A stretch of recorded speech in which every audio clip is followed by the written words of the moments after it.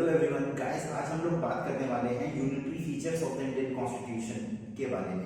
यानी कि हमारे कॉन्स्टिट्यूशन में वो क्या कौन से ऐसे प्रावधान हैं, वो कौन से ऐसे प्रोविजंस हैं जो हमारे पूरे कॉन्स्टिट्यूशन को यूनिटरी बनाता है एज कम्पेयर टू फेडरल के। If you are preparing for the UPSC और द जुडिशरी या फिर अगर आप पीसीएस का भी एग्जाम दे रहे हैं तो ये मेंस पॉइंट ऑफ व्यू से बहुत इंपॉर्टेंट है। ऐसे आपको तमाम, अगर आप प्रीवियस ईयर का क्वेश्चन पेपर उठाएंगे तो इस तरीके के क्वेश्चन आपको बहुत मिलेंगे। यूनिटरी वो ऐसे बातें बताइए कि हमारे कॉन्स्टिट्यूशन को जो ज़्यादा यूनिटरी बना देती है, या फेडरलिज्म से रिलेटेड सवाल आ जाते हैं। तो मोर और लेस इसी के आसपास, इसी कॉन्सेप्ट, इसी आइडिया के आसपास जो है मेंस का एक ना एक क्वेश्चन आता ही है। तो इसको हम डिटेल में चलिए समझते हैं। तो देखिए, सबसे पहला फीचर है, आप ये समझिए कि शेड्यूल 7, जैसे कि अगर आपने इंडियन कॉन्स्टिट्यूशन या पॉलिटी अगर थोड़ी सी भी पढ़ी है ना, तो देखिए उसमें जो शेड्यूल 7 है उसमें देखिए 3 लिस्ट हैं।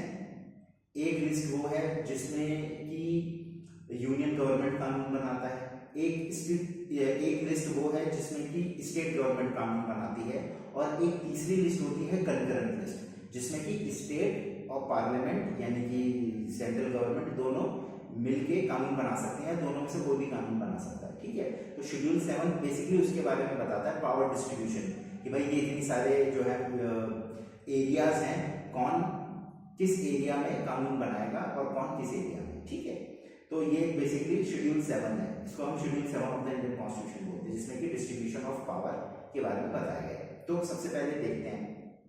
अब गाइस ये देखिए कि जो हमारा India has 3 list, union list, state list and the concurrent list. तो आप ये देखिए जिसमें हमारा पार्लियामेंट कानून बनाएगा वो उसके देखिए 100 सब्जेक्ट्स हैं, यानी कि सब्जेक्ट्स जहां पे पार्लियामेंट कानून बना देगा वो कितने हमारे पास 100 सब्जेक्ट्स हैं। और ये 100 सब्जेक्ट्स भी कौन से हैं, ये बड़े इंपॉर्टेंट सब्जेक्ट्स हैं। ये जैसे कि फाइनेंस हो गया आपका, ठीक है, ये आपका जैसे कि डिफेंस हो गया, ये आपका बहुत सारे इसमें जो फीचर्स हैं, आपका जो बजट हो गया, जो यूनियन बजट वगैरह होते हैं, ये सारे जो है किसमें आता है, यूनियन फीचर्स में। तो ये एक बहुत इंपॉर्टेंट फीचर है किसका, यूनियन का। अब आइए देखिए, अब स्टेट लिस्ट है, स्टेट लिस्ट में 61 सब्जेक्ट हैं और करंट लिस्ट में 52 सब्जेक्ट्स हैं। तो यहाँ पे भी यूनियन लिस्ट में सबसे ज्यादा सब्जेक्ट्स हैं। अब देखिए यहाँ पे एक इशू जो है, the union list is the largest and the most important covering defence, currency and the foreign affairs. यानी कि जो एक तो वैसे ही 100 सब्जेक्ट हैं जो कि स्टेट और कंकरेंट दोनों से ज्यादा है, और दूसरा उन 100 में भी इंपॉर्टेंट सब्जेक्ट्स हैं वो यूनियन गवर्नमेंट के पास है। ठीक, मैं आपको थोड़ा सा बता देता हूँ कि यूनियन फीचर का क्या मतलब है। यहाँ पे यूनियन फीचर का मतलब है कि वो ऐसे फीचर्स जो पूरे इंडिया के कॉन्स्टिट्यूशन को मोर यूनिटरी बना देते हैं। यूनिटरी एंड फेडरलिज्म, ये 2 कॉन्सेप्ट हैं, 2 आइडियाज हैं। इसके बारे में मैं आपको छोटा सा एग्जाम्पल के तौर पे बता देता हूँ कि यूनिटरी फीचर्स वो फीचर्स होते हैं जो कि एक कंसोलिडेशन यानी कि पावर को कंसोलिडेट करते हैं किसी एक गवर्नेंस के, किसी एक गवर्नमेंट के हाथ में। और फेडरल फीचर्स वो होते हैं जो कि अलग अलग डिस्ट्रीब्यूशन ऑफ पावर की फिलॉसफी को फॉलो करते हैं। जैसे कि यूनाइटेड स्टेट्स ऑफ अमेरिका है, वो एक फेडरल फीचर्स वहाँ पे हर स्टेट का अपना अपना कॉन्स्टिट्यूशन है, अपना अपना संविधान है, अपने अपने सुप्रीम कोर्ट्स हैं। तो फेडरल फीचर का बहुत अच्छा एग्जांपल है। लेकिन जो इंडिया है, इंडिया में आपको यूनियन फीचर भी मिलेगा और आपको जो है वो फेडरल फीचर भी मिलेगा। It's a combination of both. लेकिन समटाइम कुछ ऐसे फीचर्स दिए गए हैं हमारे इंडियन कॉन्स्टिट्यूशन में जिनके बारे में हम बात कर रहे हैं, वो फीचर्स जो है इंडियन कॉन्स्टिट्यूशन को मोर यूनिटरी बना देते हैं फेडरल के मुकाबले। तो उसी की हम बात कर रहे हैं फिलहाल। तो देखिए गाइस, इसमें इस क्या चीज है, this gives the centre more authority and revenue control making the system unitary. यानी कि इसमें ये जो हमारा जो शेड्यूल 7 है, it is one of the union feature.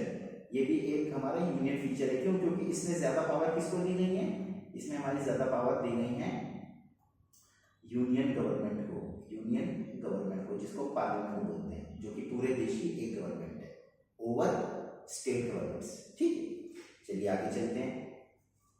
अब देखिए कंकरेंट लिस्ट, जैसे कि मैंने अभी आपको ऊपर बताया कि ये हमारा 3 लिस्ट होती है, तो उसमें एक 3 लिस्ट होती है, वो तीसरी लिस्ट अब देखिए कंकरेंट लिस्ट का क्या मतलब है, तो concurrent list both the centre and the states have the authority to make laws. However, in case of conflict between the two, the law made by the parliament prevails. This reflects a union features of the constitution and true federal system. State laws would ordinarily hold priority within their jurisdiction. ठीक है ना, तो देखो ये क्या कह रहा है कि हमारा मान के चलिए कि जो हमारी कंकरेंट लिस्ट है, कंकरेंट लिस्ट में हमारे पार्लियामेंट ने भी कोई कानून बना दिया और उस पे जो है स्टेट लेजिस्लेचर यानी कि किसी राज्य की सरकार ने भी कानून बना दिया, तो जो हमारा पार्लियामेंट का बनाया हुआ कानून है, दैट कानून विल प्रिवेल, दैट कानून will have the superior and prior. ठीक है, अगर दोनों कानूनों के बीच में कोई कॉन्फ्लिक्ट होता है तो उसमें जो पार्लियामेंट का बनाया हुआ कानून है वो जो है वो वही माना जाएगा। तो ये भी एक क्या फीचर हुआ, ये भी एक यूनिटी का फीचर हुआ। ठीक है, आई होप आपको समझ में आ गया। चलिए आगे चलते हैं। अब देखिए central control over state list. अब देखिए अभी हमने भी पीछे बात हम कर ही रहे हैं कि 3 लिस्ट होती है, यूनियन लिस्ट, स्टेट लिस्ट और कंकरेंट लिस्ट। तो देखिए यूनियन लिस्ट में तो पार्लियामेंट कानून बनाता ही बनाता है। अभी हमने कंकरेंट लिस्ट के बारे में भी बताया कि अगर स्टेट लिस्ट में कोई स्टेट गवर्नमेंट ने कोई कानून बनाया और पार्लियामेंट ने कोई कानून बनाया तो उसमें पार्लियामेंट का बनाया हुआ कानून जो है वो प्रिवेल कर जाएगा। ठीक है, अब बात यहाँ पे क्या इसकी कर रहे हैं, स्टेट लिस्ट की कर रहे हैं।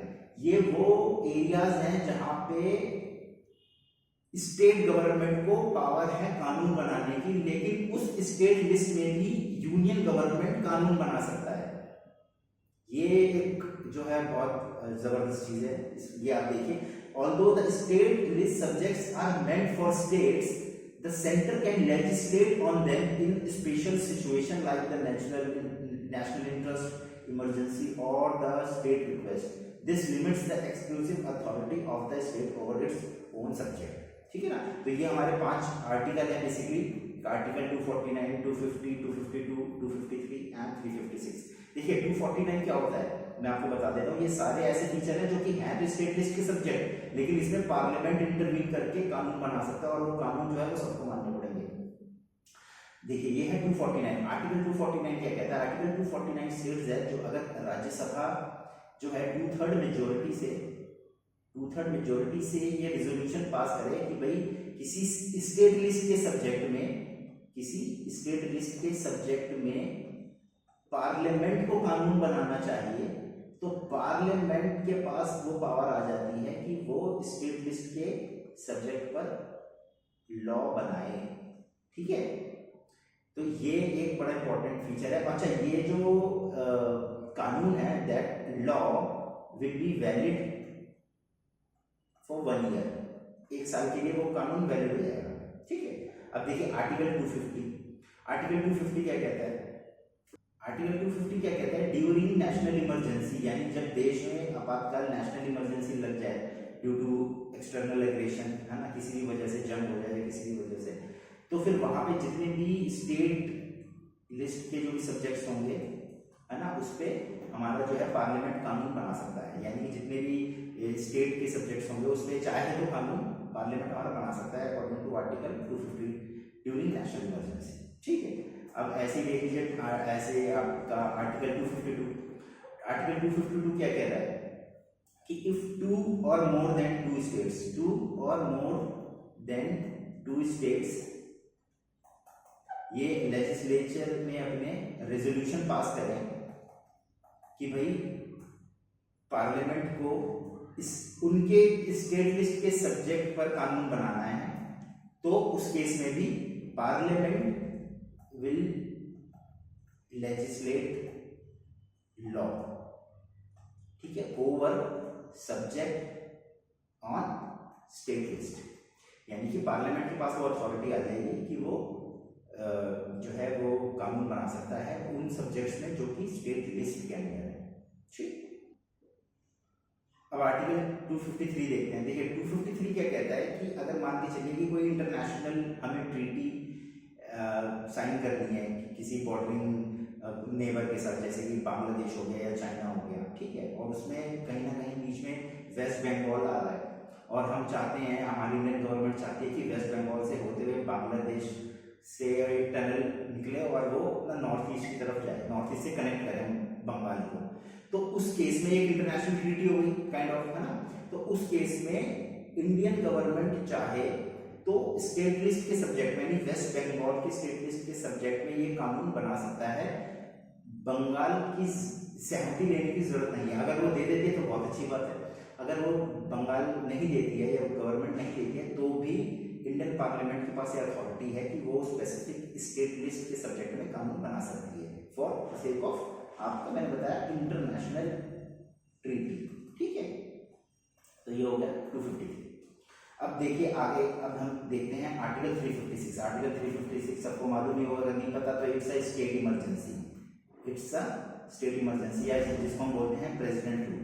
इस केस में क्या होता है, जब जैसे ही प्रेसिडेंट रूल लग गया तो वहां की जो भी गवर्नमेंट होती है ना, गवर्नमेंट की जो एग्जीक्यूटिव बॉडी होती है, एग्जीक्यूटिव बॉडी तो कौन, मतलब एग्जीक्यूटिव बॉडी तो वहीं पे खत्म हो जाती है, जो उसका लेजिस्लेचर है वो भी सस्पेंड हो जाती है ना। जो लेजिस्लेचर होता है, जो कि लॉ मेकिंग बॉडी होती है, हमारे जो एमएलए होते हैं, ये क्या हो जाते हैं, ये सस्पेंड हो जाते हैं, यानी कि वो रहेंगे तो MLA but they can not make laws on it during state emergency. ठीक है ना।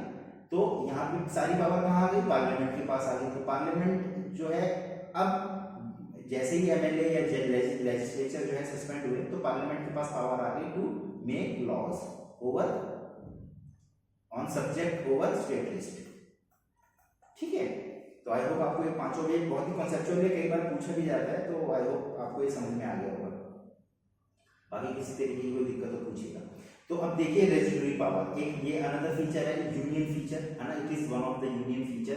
ये हम बात कर रहे हैं किसकी, यूनियन फीचर की ऑफ द इंडियन कॉन्स्टिट्यूशन। ठीक है, अब देखिए आर्टिकल 248 है, जैसे कि हमने बताया था कि 3 लिस्ट होती हैं, यूनियन लिस्ट, स्टेट लिस्ट और कंकरेंट लिस्ट। ठीक है, जिसमें कि हमारे सारे एरियाज बटे हैं कि कौन किस पर कानून बनाएगा, कौन किस पर कानून बनाएगा। मान के चलिए कि कोई ऐसी चीज आ जाती है जो नहीं है, जो उन तीनों लिस्ट में किसी में भी नहीं है, ना यूनियन लिस्ट में है, ना स्टेट लिस्ट में है, ना कंकरेंट लिस्ट में है। कोई एलियन का अटैक हो गया, कोई आर्टिफिशियल इंटेलिजेंस, डीप सीक, जो नई नई टेक्नोलॉजी इवॉल्व हो रही है, कुछ ऐसी नई चीज आ गई, कुछ ऐसी चीजें, कुछ ऐसा एक्सीडेंट हो गया या अनहैपनिंग कुछ हो गई जिसके बारे में ना देश को कर कोई कानून ही नहीं। जैसे crypto currency is one of the example, जिसे डील कैसे करना है उसके बारे में कुछ पता ही नहीं है ना। तो इस तरीके का कोई नया, कोई अनफोर्सीन कोई सब्जेक्ट आ जाए जिसका जिक्र ना किसी तीनों में से किसी के पास नहीं है, तीनों लिस्ट में से किसी के नहीं है, तो फिर एक नई लिस्ट होगी, चौथी लिस्ट, जिसको हम बोलते हैं रेजिडुअरी लिस्ट, जो इसके बात करते हैं आर्टिकल 248। तो उसमें पार्लियामेंट के पास पावर होती है कि वो आर्टिकल 248 का इस्तेमाल करके किसी नए सब्जेक्ट पर लॉ बनाए। ठीक है, और वो एक बार लॉ बना दे, उसके बाद फिर वो बाद में पार्लियामेंट डिसाइड कर सकता है कि भैया इसको हमें यूनियन लिस्ट में रखना है या फिर स्टेट लिस्ट में रखना है या फिर हमें कंकरेंट लिस्ट में रखना है। ठीक है, तो it is one of the union feature of the Indian constitution. यहाँ पे भी पार्लियामेंट के पास पावर आ गई। ठीक है, अब देखिए स्टेट इमरजेंसी, ये इमरजेंसी प्रोविजन मैंने आपको बताया कि 352 में नेशनल इमरजेंसी में सारी पावर कहाँ होती है, आपके पार्लियामेंट के पास आ जाती हैं। 356 जो प्रेसिडेंट रूल लगता है, स्टेट इमरजेंसी हम जिसको बोलते हैं, स्टेट इमरजेंसी, इसमें भी सारी पावर कहाँ जाती है, पार्लियामेंट के पास। ठीक है, और आर्टिकल 360, ये 360 क्या है, फाइनेंशियल इमरजेंसी। मान के चलिए कोई ऐसी प्रॉब्लम आ जाती है देश पर, जो है वो संकट, राजस्व का संकट कोई आ जाए, कुछ देश बैंकरप्ट होने की कगार पर, इस तरीके एक बार हुआ था 1991 के आसपास हुआ था, लेकिन स्टेट इमरजेंसी तब भी नहीं लगी थी।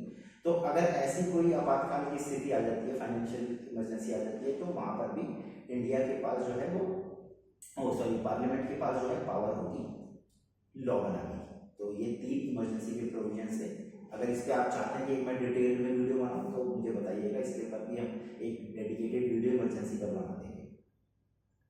अब ये अपॉइंटमेंट ऑफ द गवर्नर, तो देखिए गाइस, गवर्नर क्या है, governor is nothing but a agent.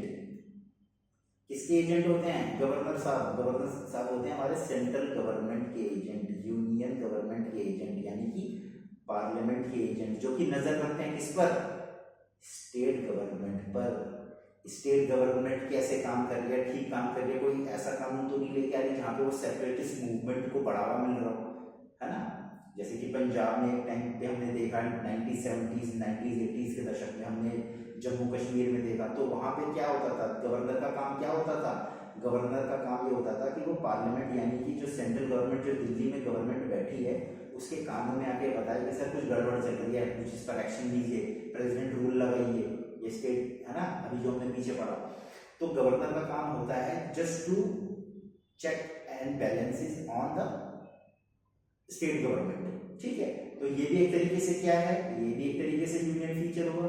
क्यों? क्योंकि ये मान के चलिए कि जो स्टेट लेजिस्लेचर है यानी कि जो राज्य की सरकारें हैं, जब वो कोई भी बिल पास करती हैं, जब वो कोई भी बिल पास करती है, तो वो बिल पास करने के बाद कहाँ जाता है, गवर्नर के सिग्नेचर होने, ठीक है ना। गवर्नर जब तक सिग्नेचर नहीं करेगा तब तक वो बिल कानून नहीं बन सकता। इस पर अभी जजमेंट भी आया सुप्रीम कोर्ट का, सुप्रीम कोर्ट ने जो है यहाँ पे गवर्नर की पावर को रिस्ट्रिक्ट किया है, उसके बारे में हम अलग से चर्चा कर लेंगे कभी, अगर आप चाहें तो बताइएगा कमेंट सेक्शन में, इस पर वीडियो में बना दूंगा। तो एक तरीके से गवर्नर के पास भी यहाँ पे पावर है, क्योंकि जब तक गवर्नर साइन नहीं करेगा बिल आपका कानून नहीं बनेगा, और जब तक कानून नहीं बनेगा तब तक स्टेट गवर्नमेंट कोई काम कर नहीं सकती। तो यह है ना वो फीचर, एक यूनियन का बहुत जबरदस्त फीचर है। तो appointment of the governor, article 155 में the governor is appointed by the president and works under the central control that gives the centre indirect influence over the state government. अब भाई centre का आदमी होगा तो जाहिर सी बात है इन्फ्लुएंस तो हो ही जाएगा, और फिर वो इशारे पर भी काम कर सकता है। ऐसे बहुत सी शिकायतें भी आएंगे, जैसे कि आपके तमिलनाडु में कि भाई स्टेट जो है सेंट्रल गवर्नमेंट हमें काम नहीं करने दे रही, क्योंकि गवर्नर साहब जो है वो अड़ंगा लगा रहे हैं हमारे हर काम में। तमिलनाडु में ऐसे बहुत कंप्लेंट्स की हैं, ठीक है ना, अगर आप करंट अफेयर से अपडेटेड है तो it is one of the union feature. अब देखिए ऑल इंडिया सर्विसेज एक बड़ा अलग फीचर है। ऑल इंडिया सर्विसेज, हम ये बात जानते हैं, if you are preparing for UPSC civil services, आप आईएएस बनेंगे, तो आईएएस जो होते हैं वो किसके एम्प्लॉय होते हैं, वो होते हैं केंद्र सरकार के। लेकिन वो काम कहाँ करते हैं, वो काम करते हैं स्टेट में। अगर कोई आईएएस है तो आप सेंट्रल सेक्रेटरीट वगैरह है, ठीक है ना, जितने भी प्रिंसिपल सेक्रेटरी हैं स्टेट गवर्नमेंट के, जो चीफ मिनिस्टर के साथ काम करते हैं, वो सारे काम तो चीफ मिनिस्टर के साथ कर रहे हैं स्टेट गवर्नमेंट के, लेकिन वो एम्प्लॉय हैं यूनियन गवर्नमेंट के। तो ऐसा पॉसिबल है नहीं है कि वो सेंटर के इन्फ्लुएंस में स्टेट गवर्नमेंट को जो है वो परेशान कर सकते हैं, स्टेट गवर्नमेंट के काम में अड़ंगा लगा सकते हैं। एक चेक है ना, तो यही है, यही इसमें बताया, ये आर्टिकल 312। आईएएस आईपीएस आईएफएस, यानी आईएफएस इसमें क्या है, लोग बहुत कंफ्यूज हो जाता है कि इंडियन फॉरेन सर्विस ये है, इंडियन फॉरेस्ट सर्विसेज, ठीक है, are recruited by the centre but works in the state, their service control and discipline also remains with centre, this limits state government autonomy in the administration. तो देखिए आपकी ये state government की autonomy को तो challenge एक तरीके से हो ही सकता है ना, अगर सेंट्रल गवर्नमेंट चाहे तो it is one of the union feature, the IAS, Indian all India services. अब देखिए हमें जैसे पता है कि हमारी पूरे देश में एक सुप्रीम कोर्ट है और हर राज्य में हाई कोर्ट्स हैं, ठीक है। तो ये जो हर राज्य में जो हाई कोर्ट्स हैं, क्या ये स्टेट गवर्नमेंट के कहीं ना कहीं कंट्रोल में आती हैं? No, they are not in the control of the state government, they are in state but they are not of the state, ठीक है। तो सिंगल जुडिशरी का कॉन्सेप्ट है हमारे देश में, है ना, अनलाइक यूएसए। यूएसए में क्या है, यूएसए में जैसे कि 50 स्टेट्स हैं, ठीक है, तो 50 के 50 हमारे पास क्या है, 50 फेडरल सुप्रीम कोर्ट्स हैं, यानी कि हर अमेरिका में हर राज्य का अपना संविधान है, अपना सुप्रीम कोर्ट है, जिसको हम फेडरल कोर्ट कहते हैं, फेडरल सुप्रीम कोर्ट कहते हैं। लेकिन इंडिया में ऐसा नहीं है, इंडिया में सिर्फ एक ही सुप्रीम कोर्ट है, ठीक है ना। जो आखिरी फैसला होता है वो कौन लेता है, मान के चलिए सुप्रीम ट्रायल कोर्ट से कोई जजमेंट आ गया, फिर उसके बाद हाई कोर्ट से जजमेंट आ गया, फिर आखिरी में बात जाके कहाँ आती है, आखिरी में बात आती है सुप्रीम कोर्ट में, जो कि दिल्ली, ठीक है। सब्जेक्ट कहीं का भी हो, तमिलनाडु का हो, केरल का हो, बंगाल का हो, आसाम का हो, त्रिपुरा का हो, कहीं का भी वो मैटर, फाइनल जो जजमेंट आता है किसका आता है? Supreme court. यही जजमेंट जो है वो फाइनल होता है। और सुप्रीम कोर्ट क्या है? सुप्रीम कोर्ट दिल्ली में है, तो इट्स अ यूनियन फीचर। हालांकि सुप्रीम कोर्ट भी ऐसा नहीं है कि यूनियन गवर्नमेंट के डायरेक्ट अंडर आता हो, बट ये it's also a part of the single integrated judiciary, is one of the feature of the Indian constitution as a federal, as a unitary feature. India has a unified judicial system with the Supreme Court at the top. Unlike USA, states do not have their own Supreme Courts. This makes the judiciary unitary in character. ठीक है, ये मैं explain कर चुका हूँ आपको। तो this is one of the union feature. अब देखिए CAG and election commission. CAG क्या है? कंट्रोलर एंड ऑडिटर जनरल, ठीक है। और इलेक्शन कमीशन हमारा क्या है? जो कि हमारे इलेक्शन कंडक्ट करता है, ठीक है, आर्टिकल 324, ठीक है। और ये हमारा हो गया आर्टिकल 148। तो ये क्या है? देखिए ये दोनों जो है तो ऑटोनमस, अलग अलग इंडिपेंडेंट बॉडी, लेकिन क्या क्या करता है? कैग जो है वो ऑडिट करता है किसका? अकाउंट ऑडिट करने का काम है कैग का। एक तरीके से आप अकाउंटेंट समझ लीजिए, जो कि कंपनी के बही खाते चेक करता है कि किसने कितना खर्च किया, कहीं कोई गड़बड़ तो नहीं है। तो ये सेंट्रल, यानी कि सेंट्रल गवर्नमेंट के भी अकाउंट चेक करता है और स्टेट गवर्नमेंट के भी, है ना।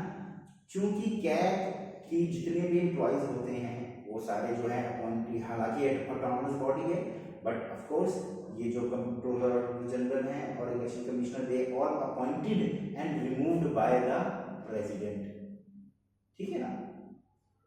तो ये भी एक तरीके से क्या है? यूनियन का फीचर है, क्योंकि जाहिर सी बात है जिसका एम्प्लॉय होंगे उसका कहना कहीं ना कहीं मानना पड़ेगा। नहीं भी मानेंगे तो काइंड ऑफ एक कंट्रोल हो सकता है, ऐसे नहीं, जरूरी नहीं है कि होगा ही होगा, बट देयर आर पॉसिबिलिटीज कि ये जो है इलेक्शन कमीशन हो चाहे वो कैग हो, उनके ऐसे प्रोविजंस हैं कि कहीं ना कहीं वो यूनिटरी फीचर्स को प्रमोट करते हैं, ठीक। States often complains these are the misused by the centre, ठीक है। स्टेट अक्सर इस तरह की कंप्लेंट करता है कि भाई इलेक्शन कमीशन का जो दुरुपयोग हो रहा है, ईवीएम में घोटाले हैं, इस तरीके का इल्जाम जो है वो लगाते रहती है सेंट्रल गवर्नमेंट्स, ठीक है, खासतौर से वो पार्टी जो विपक्ष में होते हैं, ठीक। तो ये भी एक तरीके से यूनियन का फीचर है। अब देखिए unequal representation of states in Rajya Sabha. अब जैसे कि मैं आपको एक छोटे थोड़ा सा मैं बताऊं कि दो तरह के हाउसेज हैं हमारी जो पार्लियामेंट है, ये इसके तीन ऑर्गन है बेसिकली। आपका लोअर हाउस जिसको हम लोकसभा बोलते हैं, ठीक है, और एक अपर हाउस जिसको हम राज्यसभा बोलते हैं, और एक तीसरे होते हैं हमारे एग्जीक्यूटिव जो कि हमारे होते हैं कौन? प्रेसिडेंट साहब। इन तीनों को मिला के हमारी पार्लियामेंट कंप्लीट होती है। तो देखिए जो लोकसभा होते हैं इसमें हमें पता है कितनी सीटें हैं, 543 सीटें हैं, ठीक है, जो है 543 सीटें जो कि directly elected by the people of India, है ना। इलेक्शन होते हैं 5 साल में। जो राज्यसभा होती है, राज्यसभा को बोला जाता है काउंसिल ऑफ स्टेट्स, ठीक है। काउंसिल ऑफ स्टेट्स, देखिए काउंसिल ऑफ स्टेट्स का मतलब कि इसको क्या बोलते हैं? रिप्रेजेंटेटिव ऑफ द स्टेट्स, यानी कि ये वो बॉडी है जो कि स्टेट के मसलों को यूनियन लेवल पे, नेशनल लेवल पर आके रखती है पार्लियामेंट के अंदर, ठीक है। तो एक तरीके से ये रिप्रेजेंटेशन होगा किसका? स्टेट का। तो राज्यसभा में सीटें कितनी है? 245, और लोकसभा में सीटें कितनी है? 543, मैंने आपको बताया। तो यहाँ पर देखिए किसका वो ज्यादा हो गया वेटेज? 543 का। अच्छा 245 में जो कि स्टेट्स, हर स्टेट जो है केंद्र सरकार जो है वो अपने एमपीज भेजती है, ठीक है। लेकिन इन 245 में से भी आप देखेंगे कि जो 12 मेंबर्स हैं दे आर नॉमिनेटेड। ये नॉमिनेट किए जाते हैं किसके द्वारा? प्रेसिडेंट के द्वारा, और president is the part of a parliament, ठीक है ना। और जो प्रेसिडेंट साहब हैं वो मैंने आपको बताया कि वो जो केंद्र सरकार है वो एक तरीके से काफी उसके बारे में प्रेसिडेंट को चुनती है, एक अहम रोल होता है सेंट्रल गवर्नमेंट का, कि प्रेसिडेंट उनका ही आदमी होता है, या फिर उनका आदमी ना कहना गलत वर्ड होगा, यूं कह सकते हैं आप, जिसको सेंट्रल गवर्नमेंट में जिसकी पार्लियामेंट में जिसकी मेजोरिटी होती है ना, जिसकी गवर्नमेंट होती है, उसी वो जिसको चाहती है वही प्रेसिडेंट बन जाता है ज्यादातर। तो देखिए 12 लोग जो हैं वो प्रेसिडेंट जो है अपॉइंट कर रहे हैं 245 में से। तो यहाँ पे भी क्या हो गया? Unequal representation of states in the Rajya Sabha. है ना। In the USA all states have the equal representation, है ना। चाहे देखिए यूएसए में क्या है ना, चाहे वो छोटी स्टेट हो चाहे वो बड़ी स्टेट हो, है ना, उसकी जो है ना वो एक इक्वल रिप्रेजेंटेशन है कि सब बराबर है। ऐसा नहीं है कि बड़ा यूपी की तरह की, यूपी में जो 80 सीटें हैं, असम में और त्रिपुरा नागालैंड मणिपुर में एक सीटें हैं, असम में नहीं, त्रिपुरा वगैरह छोटे छोटे स्टेट्स की बात करो, इनमें एक सीट है। तो भाई उसकी क्या अहमियत रहेगी, वो बेचारा वो क्या ही उसकी आवाज जो है वो सुनाई देगी पार्लियामेंट के अंदर। तो यहाँ पे अनइक्वल रिप्रेजेंटेशन है of states in the Rajya Sabha, ठीक है। In India, Rajya Sabha seats are based on the state population. This gives the larger states more power, violating federal polity. तो क्यों? क्योंकि जितनी बड़ी स्टेट होगी उतने ही बंदे चुन के जाएंगे, उतने ही एमपी चुन के वहां जाएंगे पार्लियामेंट के अंदर, और उतना ही वो बोलेंगे राज्यसभा के अंदर।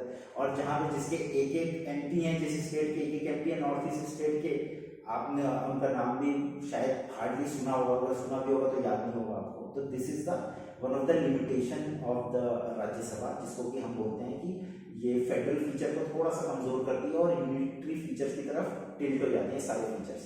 तो आई होप आपको ये चीज़ समझ में आएगी। बड़ा डिटेल में हमने समझाया, थोड़ा सा लेक्चर बड़ा हो गया, बट आई होप ये अगर आपने आइडिया समझ लिया, 2-3 बार इसको और आप देखिएगा इस वीडियो को, एंड आई होप आपको जो है ये अच्छा लगा हो, और अच्छा लगा हो तो प्लीज़ इसको जो है लाइक कीजिए, शेयर कीजिए और मोटिवेट कीजिए हमें कि और मैं कौन कौन से टॉपिक्स पर जो है वीडियोस बनाऊँ। Thank you, bye bye.